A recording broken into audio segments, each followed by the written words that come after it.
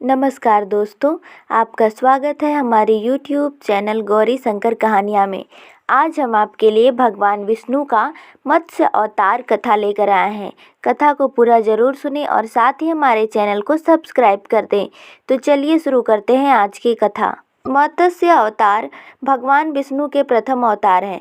मछली के रूप में अवतार लेकर भगवान विष्णु ने एक ऋषि को सब प्रकार के जीव जंतु एकत्रित करने के लिए कहा और पृथ्वी जब जल में डूब रही थी तब मत्स्य अवतार में भगवान ने उस ऋषि की नाव की रक्षा की।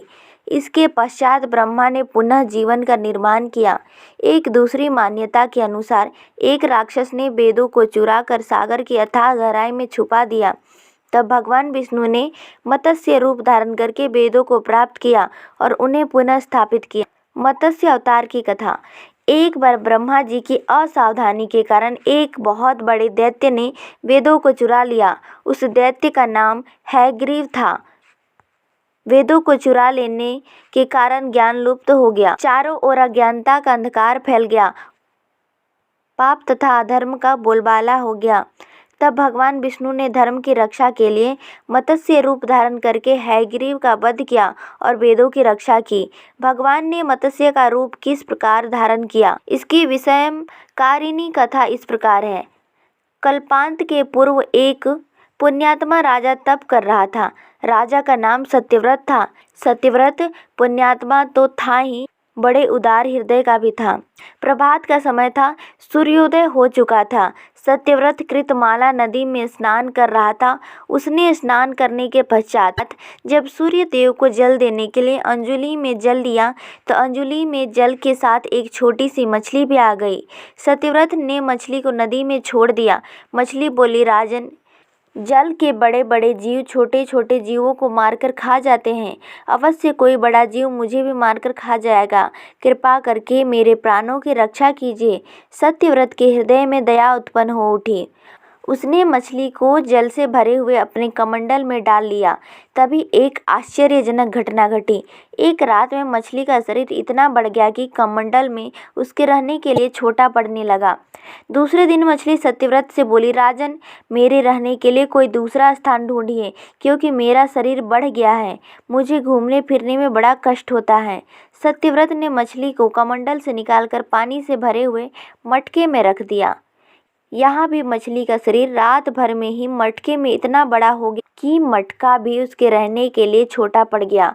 दूसरे दिन मछली पुनः सत्यव्रत से बोली, राजन, मेरे रहने के लिए कहीं और प्रबंध कीजिए, क्योंकि मटका भी मेरे रहने के लिए छोटा पड़ रहा है।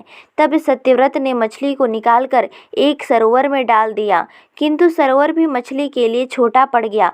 इसके बाद सत्यव्रत ने मछली को नदी में और फिर उसके बाद समुद्र में डाल दिया। आश्चर्य, समुद्र में भी मछली का शरीर इतना अधिक बढ़ गया कि मछली के रहने के लिए वह छोटा पड़ गया। अतः मछली पुनः सत्यव्रत से बोली, राजन, यह समुद्र भी मेरे रहने के लिए उपयुक्त नहीं है। मेरे रहने की व्यवस्था कहीं और कीजिए। अब सत्यव्रत विस्मित हो उठा।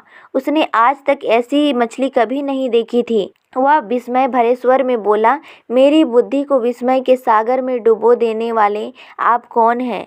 मत्स्य रूपधारी श्रीहरि ने उत्तर दिया, राजन, हयग्रीव नामक दैत्य ने वेदों को चुरा लिया है। जगत में चारों ओर अज्ञान का, अधर्म का अंधकार फैला हुआ है। मैंने हयग्रीव को मारने के लिए ही मत्स्य का रूप धारण किया है।